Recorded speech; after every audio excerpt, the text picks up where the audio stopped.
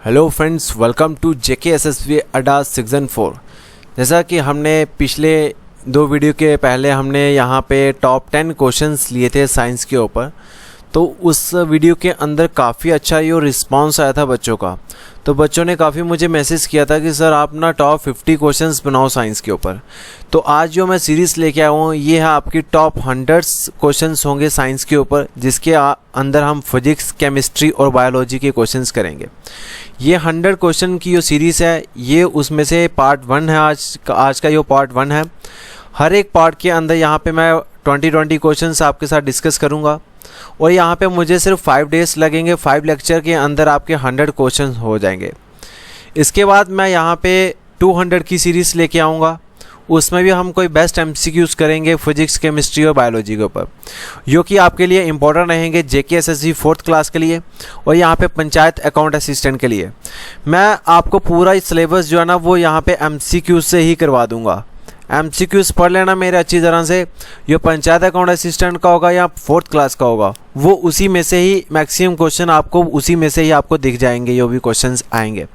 तो वीडियो से बढ़ने से पहले आपको बता दूं, यहाँ पे अदर सोशल मीडिया पे आप हमें ज्वाइन कर सकते हैं, लाइक इंस्टाग्राम पे, और यहाँ पे फॉर पीडीएफ के लिए आप यहाँ पे टेलीग्राम ज्वाइन करें, क्योंकि अगर टेलीग्राम ज्वाइन करोगे तो मैं एक्टिव ज़्यादा व्हाट्सएप पे नहीं रहता हूँ, मैं टेलीग्राम पे ही ज़्यादा एक्टिव रहता हूँ। मैं वहाँ पे ग्रुप डिस्कशन बनाया हुआ मैंने टेलीग्राम के ऊपर। तो आप प्लीज़, मेरे से रिक्वेस्ट है, यही एक रिक्वेस्ट होगी आपसे कि आप वहाँ पे जेके एसएसवी अड्डा सीज़न 4 का डिस्क्रिप्शन जो ग्रुप है ना वो ज्वाइन पक्का करें। उसमें जितने भी डाउट होते हैं वहाँ पे आप मुझे अपलोड करो, वहाँ पे आपको शॉर्टली विदिन 5 मिनट के आपको आंसर मिल जाएगा। तो बढ़ते हैं अपना फर्स्ट क्वेश्चन पे। तो पहला क्वेश्चन जो हमारा बोल रहा है वो बोल रहा है the unit of heat energy is. Heat energy जो है ना वो किसका यूनिट है। तो कल जो पहले वीडियो बनाई थी उसमें आपको मैंने बताया था कि वाट जो है ये किसका ऐसा यूनिट होता है, पावर का। तो ऑप्शन नंबर ए तो हो नहीं सकता, ठीक है। अग जो होता है ये आपका ऐसा यूनिट नहीं है, यह CGS यूनिट है। ये होता है किसका, एनर्जी का। ये CGS सिस्टम होता है एनर्जी का, ठीक है। और ये कैंडला है ये ऐसा यूनिट होता है यहाँ पे ल्यूमिनस इंटेंसिटी का, ठीक है। किसका, ल्यूमिनस इंटेंसिटी का। साथ साथ नोट्स बनाते जाना, काफ़ी इंपॉर्टेंट जो है ये आपके साथ डिस्कस करूंगा। तो बचा क्या आपका यहाँ पे, ऑप्शन नंबर सी इसका राइट आंसर हो जाएगा। The unit of heat energy is जॉल। यहाँ पे एनर्जी है, वहाँ पे क्या रहेगा, जॉल रहेगा। तो इसका आंसर हो जाएगा option number C. Second question देखते हैं। A moderator is used in nuclear reactors in order to. एक मॉडरेटर होता है, ठीक है। मॉडरेटर यहाँ पे न्यूक्लियर रिएक्टर के अंदर यहाँ पे लगा होता है। तो इसका काम क्या होता है मॉडरेटर का, ये न्यूक्लियर रिएक्टर के अंदर लगा होता है। इसका खाली एक ही फंक्शन होता है। ये क्या करता है कि जो यहाँ पे न्यूक्लियर रिएक्टर के अंदर जो न्यूट्रॉन्स होते हैं ना, जो न्यूक्लियर रिएक्टर के अंदर कहते हैं न्यूट्रॉन्स, उसकी स्पीड को क्या करता है, ये स्लो करने के लिए यहाँ पे लगाया होता है। उसकी न्यूट्रॉन की स्पीड को स्लो करने के लिए यहाँ पे न्यूक्लियर रिएक्टर के अंदर यहाँ पे मॉडरेटर यूज होता है। तो इसका जो सही ऑप्शन हो जाएगा वो क्या हो जाएगा यहाँ पे, to slow down the speed of neutron. Option number C इसका सही हो जाएगा। तो इससे पहले आपको एक चीज और बता दो यहाँ पे कि जो न्यूक्लियर रिएक्टर है ना, तो यहाँ पे बात करते हैं कि जो इंडिया एंड एशियास, ठीक है, फर्स्ट न्यूक्लियर रिएक्टर वो कौन सा था, फर्स्ट न्यूक्लियर रिएक्टर। तो ये भी काफी बार एग्जाम में क्वेश्चन पूछा जाता है कि इंडिया का और एशिया का फर्स्ट न्यूक्लियर रिएक्टर वो कौन सा था। तो ये इसका आंसर हो जाएगा अप्सरा, APSARA, ठीक है। अप्सरा इज द राइट आंसर। और इस रिएक्टर को जो डिजाइन किया था वो किसने किया था, वो किया था यहाँ पे BARC ने। No, what is BARC। इसकी फुल फॉर्म यहाँ पे आपको याद रखनी है और इसका हेडक्वार्टर याद रखना है। इसकी फुल फॉर्म है बाबा एटॉमिक रिसर्च सेंटर,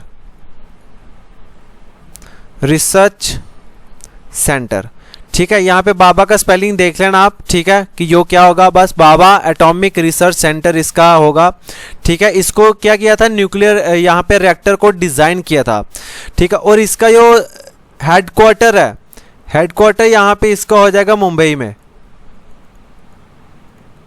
ठीक है, यहाँ पे इसका हेडक्वार्टर क्या हो जाएगा, मुंबई में। आई होप कि जितना अभी तक पढ़ा है 2 क्वेश्चन के अंदर आपके क्लियर हो गए होंगे डाउट। तो बढ़ते हैं क्वेश्चन नंबर 3 पे ऊपर।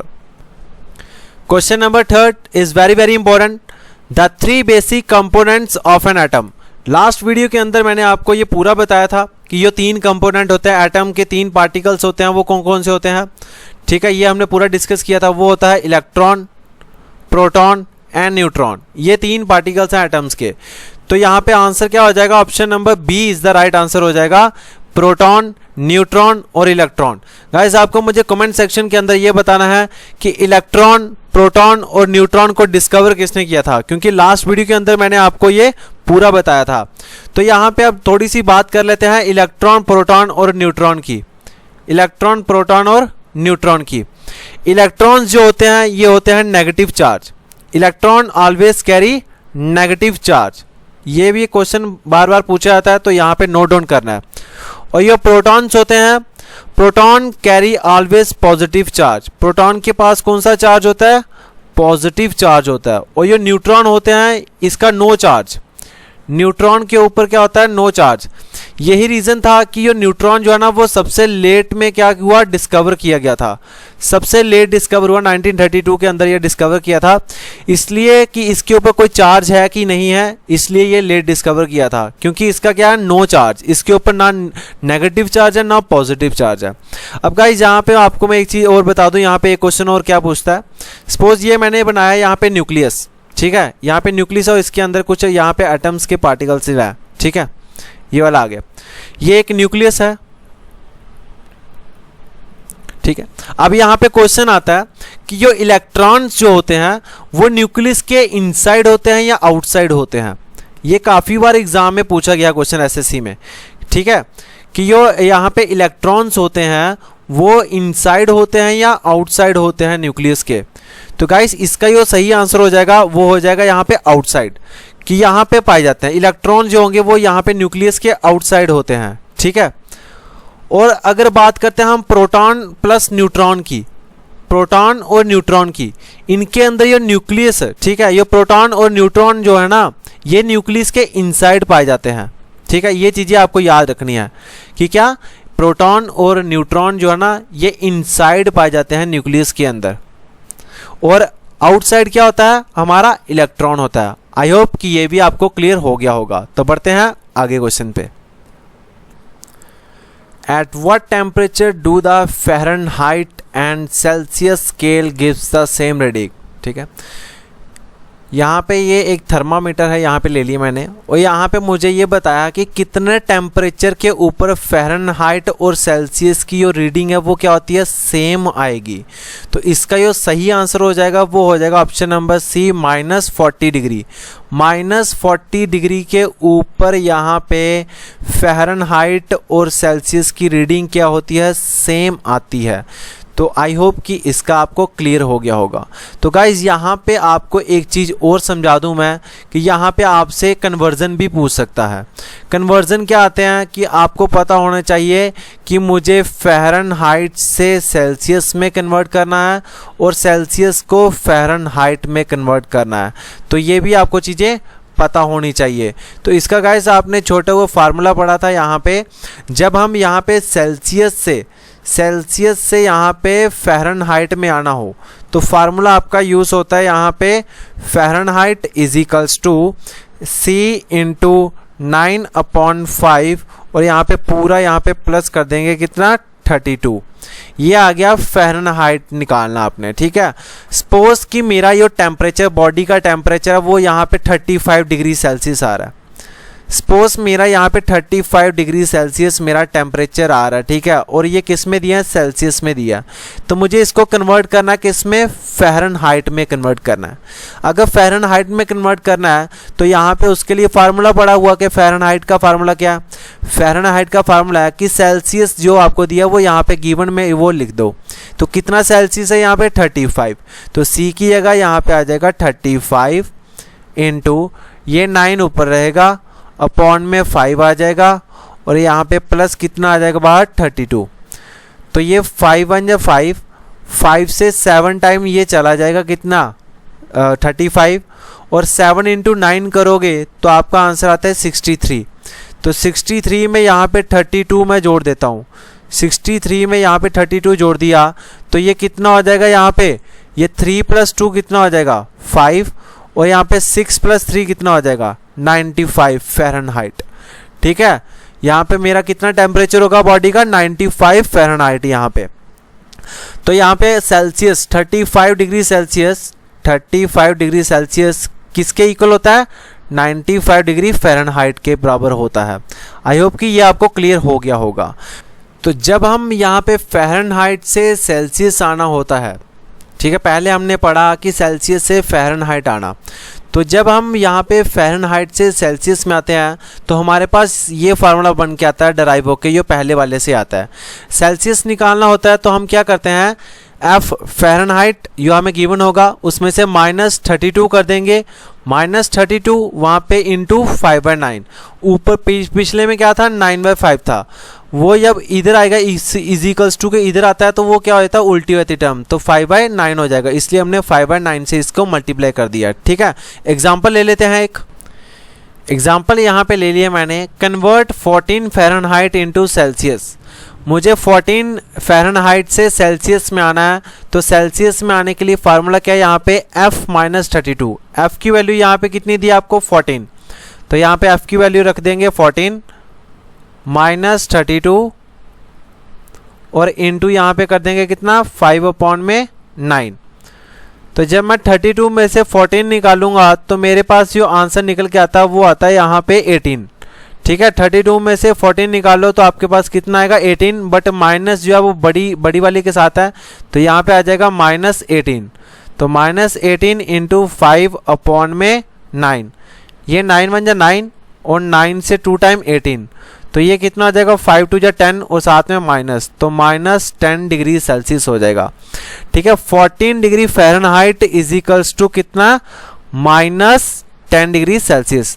तो आई होप कि ये आपको टेम्परेचर कन्वर्जन जो है ये आपको बिल्कुल इजी लगा होगा कि मैंने आपको ये सिखाया, क्योंकि ये वाला आपको कंसेप्ट आपको किसी भी सर ने यहाँ पे नहीं समझाना था, तो मुझे लगा कि चलो ये भी कन्वर्जन जेकेएसएससी 4th क्लास के लिए सीधे क्या होता है कन्वर्जन आ सकते हैं, फार्मूला कई बार पूछ लेता है, तो ये आपको सभी को पता होना चाहिए। तो आई होप कि आपको ये समझ आ गया होगा। तो बढ़ते हैं नेक्स्ट क्वेश्चन पे। क्वेश्चन नंबर 5 है, at what temperature do the Fahrenheit and kelvin scale gives the same reading. ठीक है, कि यहाँ पे कौन से टेम्परेचर के ऊपर फ़ारेनहाइट और केल्विन की जो रीडिंग होती है वो क्या होती है यहाँ पे सेम होती है, इक्वल होती है। तो इसका जो आंसर हो जाएगा वो हो जाएगा 0 डिग्री सेल्सियस के ऊपर। 0 डिग्री सेल्सियस के ऊपर फ़ारेनहाइट और केल्विन की रीडिंग सेम होती है, और फ़ारेनहाइट और सेल्सियस की जो रीडिंग होती है वो यहाँ पे -40 डिग्री पे होती है। तो ये दोनों क्वेश्चन को आपको ध्यान रखना है, ठीक है, गलती नहीं करनी है। बच्चे काफ़ी कन्फ्यूजन हो जाते हैं यहाँ पे बच्चे, ठीक है। तो यहाँ पे आई होप कि ये भी आपको पता चल गया होगा। बढ़ते हैं क्वेश्चन नंबर 6 के ऊपर।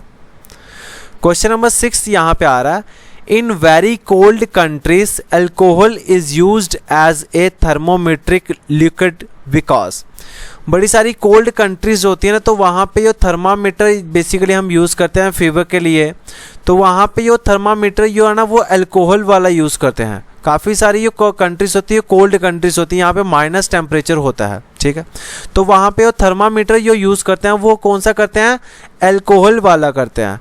हम कौन सा करते हैं, हम यहाँ पे जो आगे लगा होता है मरकरी वाला, ठीक है, मरकरी वाला करते हैं। ये क्यों होता है, बिकॉज क्यों, इसका जो मैं पहले आंसर दे देता हूँ फिर उसके बाद समझाता हूँ। इसका जो आंसर हो जाएगा वो हो जाएगा option number C, it's freezing point is very low. जो अल्कोहल होता ना, अल्कोहल का जो फ्रीजिंग पॉइंट होता है मतलब जम जाना, वो क्या होता है, वेरी लो होता है, वेरी लो होता है as compare to mercury, as compare to mercury. Mercury जो है ना जब -38 डिग्री टेम्परेचर होगा तो मरकरी जो है ना वो वहाँ पे फ्रीज हो जाती है। तो यहाँ पे -38 से भी कम वहाँ पे टेम्परेचर होगा, तो वहाँ पे हमारे लिए ये वाला टेम्परेचर है ये तो अपनी रीडिंग बंद कर देगा, क्योंकि -38 डिग्री के बाद मरकरी क्या होती है, फ्रीज हो जाती है। इसलिए हम क्या करते हैं, कोल्ड कंट्री के अंदर यहाँ पे अल्कोहल करते हैं, प्योर इथेनॉल करते हैं, प्योर इथेनॉल वाले वहाँ पे थर्मामीटर यूज़ करते हैं, ठीक है, प्योर इथेनॉल वाले। और ये प्योर इथेनॉल होता है, इसका जो फ्रीजिंग पॉइंट होता है ना कि जम जाना, फ्रीजिंग पॉइंट वो यहाँ पे होता है, यहाँ पे -1150 डिग्री सेल्सियस। ये आप एक बार चेक कर लेना, ठीक है, अप्रॉक्सीमेटली इतना ही होता है, -115 डिग्री सेल्सियस के ऊपर ये प्योर इथेनॉल थर्मामीटर होते हैं वो फ्रीज होते हैं। इसलिए वहाँ पे यही थर्मामीटर हम यूज़ करते हैं अल्कोहल वाले कोल्ड कंट्री के अंदर। क्यों? क्योंकि इनका जो फ्रीजिंग पॉइंट होता है वो वेरी लो होता है, कम होता है फ्रीजिंग पॉइंट, ठीक है। तो ये भी आपको समझ आ गया होगा। तो क्वेश्चन नंबर 7 पे चलते हैं। On the kelvin scale the melting point of ice is, ठीक है, जो केल्विन स्केल है उनका जो मेल्टिंग पॉइंट होता है आइस का, ये आइस है, इसका जो मेल्टिंग पॉइंट होगा केल्विन स्केल के ऊपर वो कितना होता है, वो होगा 273 केल्विन। तो option number B is the right answer. 273 kelvin के ऊपर जो आइस का मेल्टिंग पॉइंट होता है, ठीक है जी, वो हो जाएगा 273 के। तो आगे बढ़ते हैं क्वेश्चन नंबर 8 के ऊपर। Pyrometers are instrument used for, ठीक है, देखो भाई पायरोमीटर जो यूज़ होते हैं ना, पायरोमीटर्स ये वहाँ पे आपके काम आता है। यहाँ पे हमने हाई टेम्परेचर की रीडिंग लेनी है। हाई टेम्परेचर यहाँ पे होता है, उसको मेज़र करने के लिए यहाँ पे हम क्या कौन सा डिवाइस यूज़ करते हैं, पायरोमीटर्स। तो इसका जो सही आंसर हो जाएगा वो क्या हो जाएगा, फॉर मेजरिंग विंड वेलोसिटी, ये तो नहीं हो सकता। In the manufacture of fire workers, ना ये भी नहीं होगा। In finding the coefficient of apparent expansion of liquid, ये भी नहीं। फॉर मेजरिंग हाई टेम्परेचर, तो option number D is the right answer, ठीक है। पायरोमीटर जहाँ पे आएगा वहाँ पे क्या होगा कि ये हाई टेम्परेचर मेजर करने के लिए हम यूज़ करते हैं पायरोमीटर्स। तो क्वेश्चन नंबर 9 पे चलते हैं। What is the reason of mirage formation? Mirage formation यार जब आप देखते हो यहाँ पे, ठीक है, और एक पर्सन यहाँ पे ये सड़क है, ठीक है, जब सड़क यहाँ से आप गाड़ी चला रहे हो, ठीक है, आप यहाँ पे गाड़ी चला रहे हो, ये ड्राइवर है, तो यहाँ पे सड़क थोड़ी सी यहाँ पे बेंड है, ठीक है, और यहाँ पे ये वाला है, तो यहाँ पे आप देखते हो कि दूर दूर तक जब ना सड़क के ऊपर गर्मियों में क्या होता है, यहाँ पे आपको लगता है कि सड़क के ऊपर या पानी पानी आ गए, जब आप पास पहुँचते हो वो सड़क क्या होती है, सूखी होती है। उसी चीज़ को हम बोलते हैं क्या, मिराज। मिराज मतलब इल्यूजन, मिराज मतलब इल्यूजन। जैसे रेगिस्तान में आप देखते हो, रेगिस्तान में जब आप दूर दूर तक देखोगे ना, ठीक है, आप यहाँ पे देखोगे तो आपको ऐसा लगेगा कि यहाँ पे पानी है, तो जब बिल्कुल पास जाओगे ना तो वहाँ पे कुछ नहीं है, वो क्या होता है कि इल्यूजन है। तो वो किसका भी है, उसके ऊपर मेन रीज़न क्या होता है, ठीक है, कौन सा फिनोमेना यहाँ पे कि यहाँ पे मिराज की फॉर्मेशन होती है। तो यहाँ पे इसका ए ऑप्शन रहेगा, टोटल इंटरनल रिफ्लेक्शन से ही हमारा क्या होता है कि यही आपका फिनोमेना है जिसकी वजह से मिराज की फॉर्मेशन होती है। तो बढ़ते हैं भाई आगे क्वेश्चन पे। Question number 10, a device used for measuring wind speed and direction. कौन सा डिवाइस है जो यहाँ पे विंड की स्पीड और यहाँ पे उसकी डायरेक्शन को फाइंड करना, ठीक है, कि कौन सी दिशा में जा रही है। तो यहाँ पे इसका जो आंसर हो जाएगा वो हो जाएगा ऑप्शन नंबर सी, एनोमोमीटर। एनोमोमीटर यहाँ पे एक डिवाइस है जो मेजर करता है विंड और उसकी स्पीड को, ठीक है। यहाँ पे आपको पायरोमीटर तो मैंने आपको बता दी कि पायरोमीटर किसके लिए यूज़ होता है, हाई टेम्परेचर के लिए, यहाँ पे मेजरिंग हाई टेम्परेचर के लिए पायरोमीटर यूज़ होता है। बैरोमीटर यहाँ पे यूज़ होता है measuring atmospheric changes, measuring atmospheric changes या कंडीशंस, ठीक है। एटमॉस्फेयर के ऊपर क्या क्या चेंजेस हो रही हैं उसको हमने डिवाइस रखा है बैरोमीटर।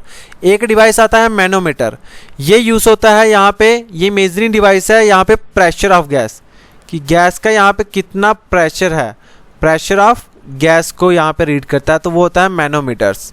तो आई होप कि यार साथ साथ नोट्स बनाते रहना भाई, ठीक है, क्योंकि अगर आपने पेन कॉपी नहीं लिया, नोट्स नहीं बना रहे हो ना, तो वो आपका ही लॉस होगा, क्योंकि मैं एक क्वेश्चन से यहाँ पे 3 से 4 क्वेश्चंस बना देता हूँ। तो प्लीज़ यहाँ पे पेन कॉपी लेके नोट्स साथ साथ बनाते रहना। तो क्वेश्चन नंबर 11 देख लेते हैं। The SI unit of magnetic flux. Magnetic flux का जो एसआई यूनिट है वो क्या होगा, तो इसका जो सही आंसर हो जाएगा वो हो जाएगा weber. Weber is the SI unit of magnetic flux. ठीक है, अब यहाँ पे बात करते हैं टेस्ला की, रेडियन की और बैकरोल की, तो इनके भी एसआई यूनिट हम देख लेते हैं। टेस्ला जो है ना, टेस्ला का एसआई यूनिट होता है वो होता है magnetic flux density, magnetic flux density. और ये रेडियन होता है, रेडियन एसआई यूनिट होता है एंगल का, टू फाइंड एंगल। ठीक है, ये आप सभी को पता। और बैकरोल का एसआई यूनिट होता है यहाँ पे, ये काफ़ी इंपॉर्टेंट है और काफ़ी बार पूछा जाता है एग्जाम में। बैकरोल का यहाँ पे एसआई यूनिट होगा रेडियो एक्टिविटी, रेडियो एक्टिविटी। तो यहाँ पे ये भी आपको चीज़ हो गई। यहाँ पे वर्ड गाइस फ्रेंड्स, एक यहाँ पे वर्ड आ रहा है रेडियो एक्टिविटी। रेडियो एक्टिविटी जो डिस्कवर करी थी वो करी थी हेनरी बैकरोल ने, हेनरी बैकरोल ने यहाँ पे रेडियो एक्टिविटी यहाँ पे डिस्कवर करी थी। आपको मुझे ये बताना है कि जो artificial radio activity was discovered by, ये एग्जाम में काफ़ी बार एग्जाम आता है। ऐसे जो रेडियो एक्टिविटी है वो किसने डिस्कवर करी थी, हेनरी बैकरोल ने। बट ये आर्टिफिशियली रेडियो एक्टिविटी है वो किसने कन्वर्ट करी थी। ठीक है, तो वो आपको मुझे यहाँ पे कमेंट बॉक्स में बताना है। ठीक है, तो question number 12, who has given the concept of law of motion. तो ये काफ़ी सिंपल क्वेश्चन ले लिया था, इसके लिए इसको कोई ऑप्शन ज़रूरत पड़ी ही नहीं मुझे, तो इसका आंसर हो जाएगा न्यूटन। यहाँ पे न्यूटन ने आपको 3 लॉज दिए हुए हैं, 3 लॉज ऑफ न्यूटन्स। ठीक है, first law, second law, third law. First law is also called law of inertia, ये काफ़ी इंपॉर्टेंट है भाई। ठीक है, सेकंड लॉ और third law to equal and opposite reactions. ठीक है, ये आपको मैं पूरा डिटेल में बताऊंगा जब हम इसको सब्जेक्टिव वाइज करेंगे। तो बढ़ते हैं क्वेश्चन नंबर 13 के ऊपर। The side mirror of vehicles are of which type of mirrors. ये गाड़ी है, ठीक है, मजाक मत लेना यार। ठीक है, ये सपोज एक गाड़ी है और ये गाड़ी के ऐसे साइड जो मिरर होते हैं ना ये वाले, ठीक है, ये कौन सी टाइप के मिरर होते हैं, तो ये होते हैं आपके कन्वेक्स मिरर। ठीक है, तो यहाँ पे इसका आंसर हो जाएगा A option, convex mirror. Concave mirrors वो होते हैं जो डॉक्टर्स यूज़ करते हैं, डॉक्टर्स ENT वाले हो गए, यहाँ पे डेंटिस्ट हो गए, वो कौन सा मिरर यूज़ करते हैं, कनकेव मिरर्स यूज़ करते हैं। ठीक है, इनको आप बोलते हैं जैसे डॉक्टर ने हेड के ऊपर लगाया होता है।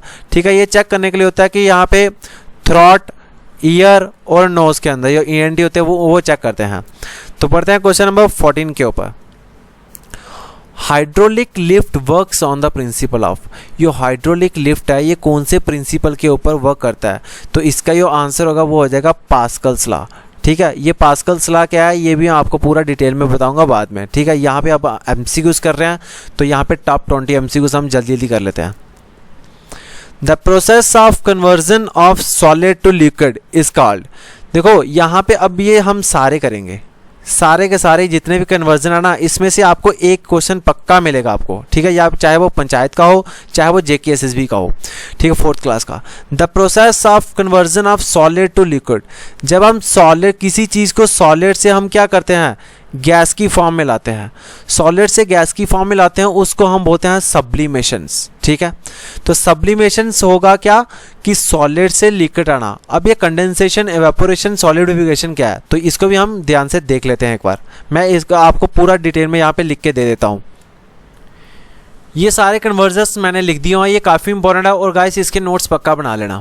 कंडेंसेशन होता है the process of conversion of gas to liquid.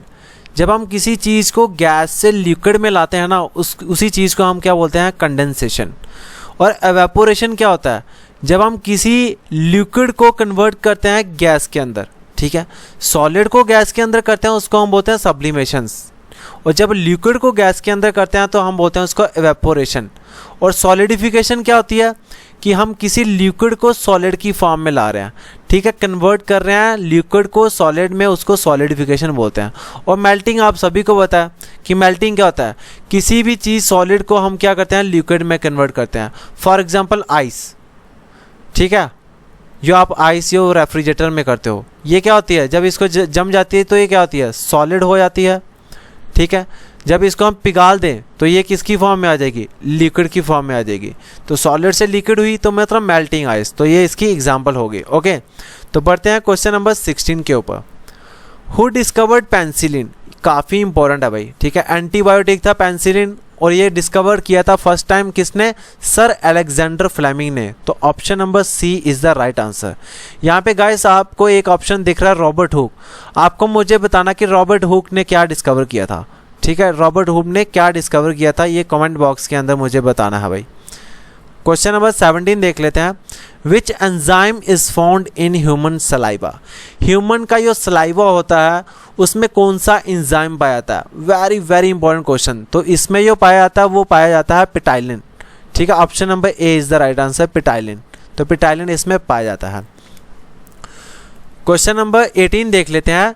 Study of tumour is called, tumour की स्टडी करने वाले को हम बोलते हैं ऑन्कोलॉजी, ठीक है। ट्यूमर की स्टडी करने वाले को हम क्या बोलते हैं, ऑन्कोलॉजी।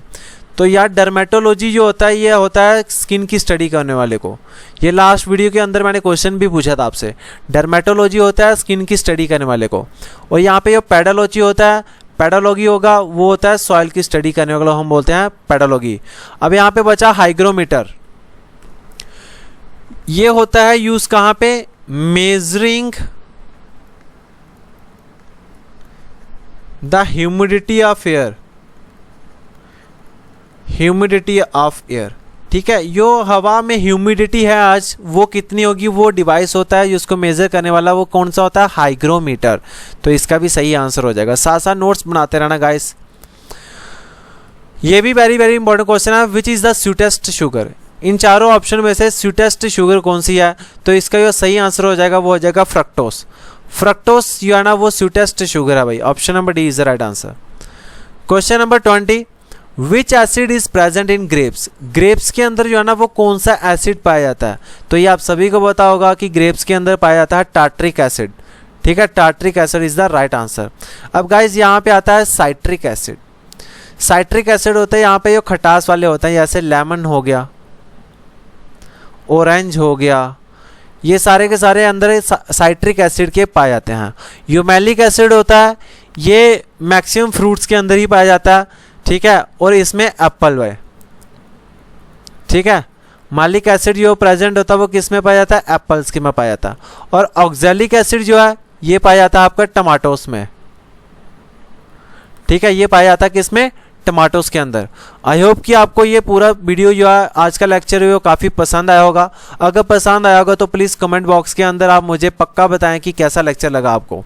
तो गाइज ये आपका होमवर्क है भाई, ये आपका होमवर्क है। Which is known as the graveyard of RBCs, graveyard of RBCs हम किसको बोलते हैं, हार्ट, स्प्लीन, बोन मैरो या किडनी को। काफ़ी सिंपल सा क्वेश्चन है और इसका आंसर मैक्सिमम बच्चे दे ही देंगे। आई होप कि आज का जो लेक्चर है वो आपको बिल्कुल पसंद आया होगा। अगर पसंद आया तो प्लीज़ वीडियो को ना लाइक करना, शेयर करना और कमेंट करना ना भूलें। जितने भी मैंने क्वेश्चंस आपसे पूछे हैं वो कमेंट करके आपने मुझे बताना है। और ये टेलीग्राम पे इसका जो PDF है वो यहाँ पे सुबह या रात को अपलोड हो जाएगा। तो प्लीज़ ग्रुप डिस्कशन ज्वाइन कर ले। यहाँ पे टेलीग्राम पेज अगर ज्वाइन किया है तो उसका वहाँ पे एक बटन होगा, यहाँ पे म्यूट वाला, एक आता है म्यूट और एक आता है यहाँ पे डिस्कशन, ग्रुप डिस्कशन। तो इसके ऊपर क्लिक करके वहाँ पे ग्रुप डिस्कशन वाला पेज ज्वाइन पक्का करें। तो ये मेरा व्हाट्सएप ग्रुप है, अगर कोई भी लड़की या लड़का कोई भी ऐड होना चाहता है तो इस नंबर पर मुझे मैसेज भेज सकता है। So thank you. I hope कि आज का लेक्चर आपको पसंद आया होगा।